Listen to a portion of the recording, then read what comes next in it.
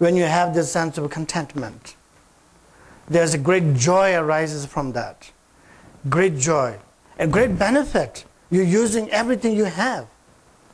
You're not wasting anything. You're utilizing, using, making everything into a piece that benefits others and that benefits oneself.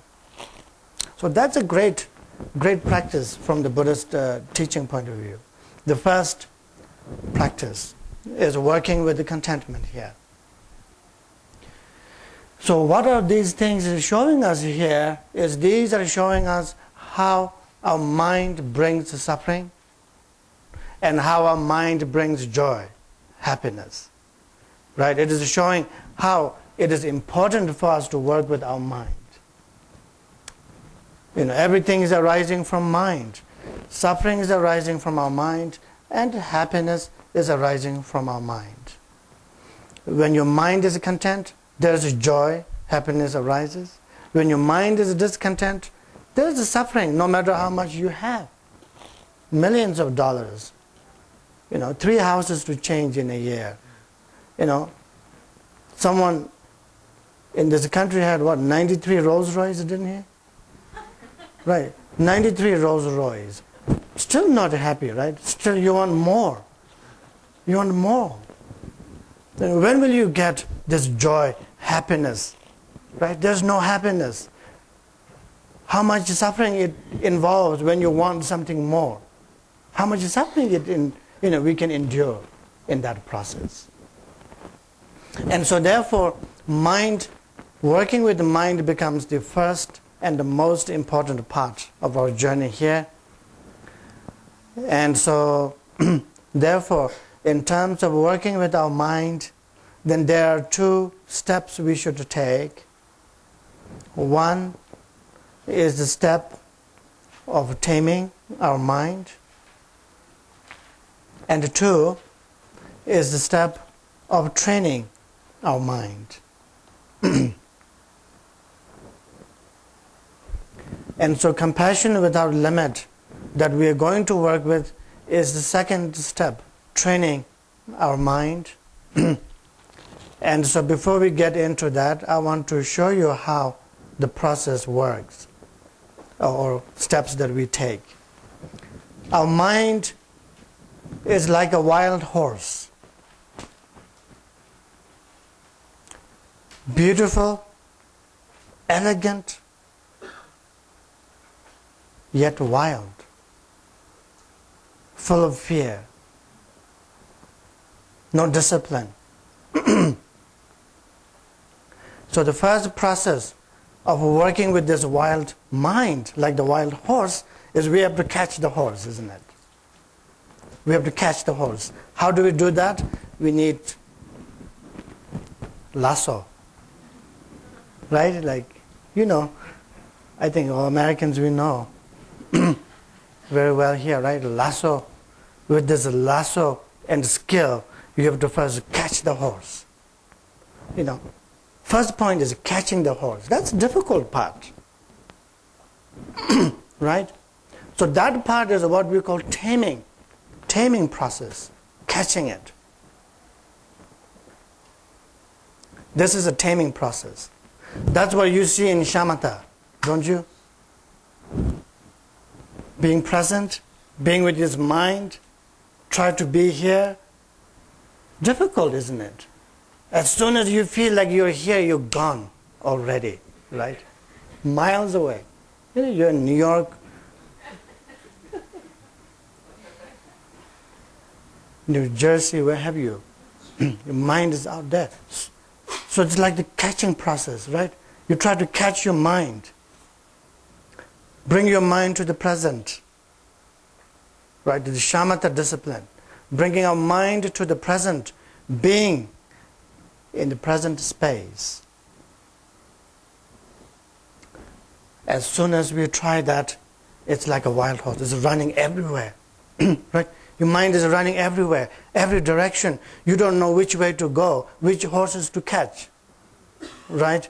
You don't know which one is the best,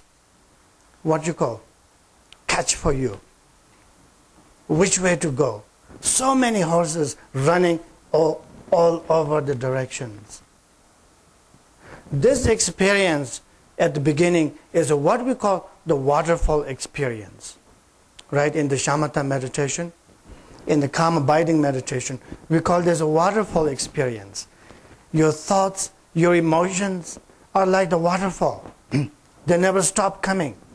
They're flowing. Not only they never stop coming, but they're coming so abruptly, so strongly, like a waterfall. Right there.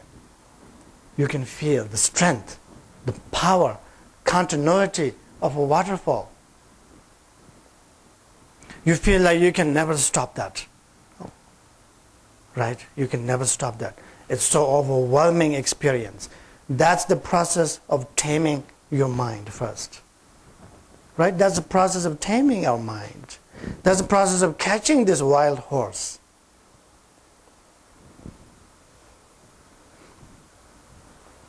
We don't need to make our mind more beautiful, more sane, more enlightened, because it is already beautiful, already sane, and already enlightened. Like the wild horses. We don't have to make them beautiful. They're already beautiful. We don't have to make them strong. They're already strong. Right? We don't have to make them smart. They're already smart. Right from the beginning. What we need to do is we need to just bring them into a mindful atmosphere, where you can calm down, overcome your fear, and work with the environment. Likewise, our mind, we have to calm down, bring to this experience, this environment, and then work with the environment. That's the process of taming our mind first.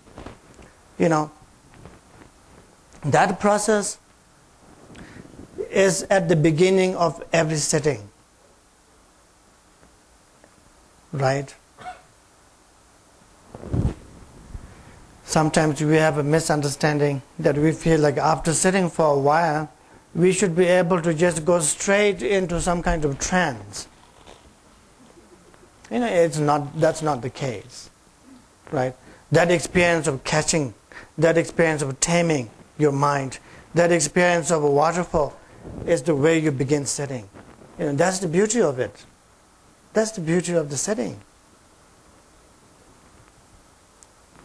So fresh. Thoughts, emotions, they're so fresh.